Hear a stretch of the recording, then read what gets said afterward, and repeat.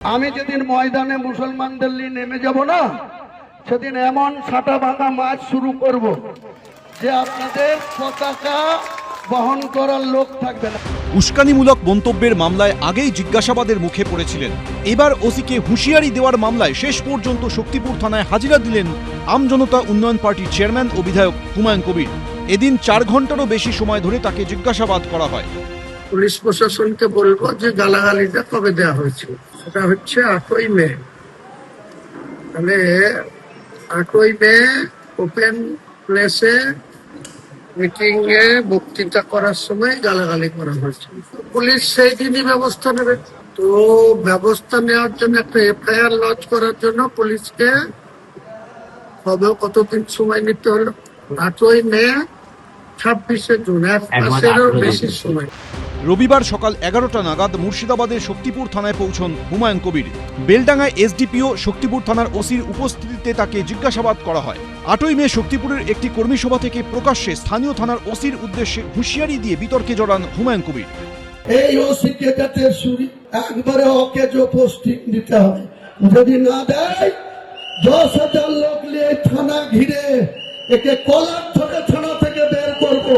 কারো বাপের ক্ষমতা থাকে তো আমাকে রুখে নেবে। এই শক্তিপুরের ওসিকে হচ্ছে মানুষের বাচ্চা না, একদম হারামখোর। এরপর 3রা জুলাই শক্তিপুর থানার তরফে তলব করা হলেও গড়হাজির থাকেন হুমায়ুন কবির। 14ই জুলাই উস্কানিমূলক মন্তব্য সংক্রান্ত আরেকটি মামলায় রেজিনগর থানায় জিজ্ঞাসাবাদের মুখোমুখি হয়েছিলেন তিনি। সেদিনই তার বাড়িতে নোটিশ দেয় শক্তিপুর থানার পুলিশ। সেই নোটিশের ভিত্তিতেই রবিবার শক্তিপুর থানায় হাজিরা দেন হুমায়ুন কবির। 23 এপ্রিল ইলেকশন কমিশনের আন্ডারে আমরা ছিলাম। ইলেকশন কমিশনকে বুড়ো আঙুল দেখিয়ে শক্তিপুর থানা আমার ভাইপো রাজা শেখের নামে একটা পরিকল্পিত ভাবে একটা কেস করা হলো, রেপ কেস। পুলিশ মানে সে যা খুশি তাই করবে। পুলিশের আচরণটা কি ধরো, এর জন্য কিন্তু সম্পূর্ণ দায়ী হচ্ছে বাংলার মুখ্যমন্ত্রী। তিনি ডাইরেক্ট বুক ফুলিয়ে বুক চিতিয়ে বলছে যে আমার পুলিশ মস্তানি করবে। পুলিশ মস্তানের সঙ্গে মস্তানি করবে। যে সাধারণ মানুষের সাথে যে মস্তানি করবে, পুলিশ তার সাথে মস্তানি করবে।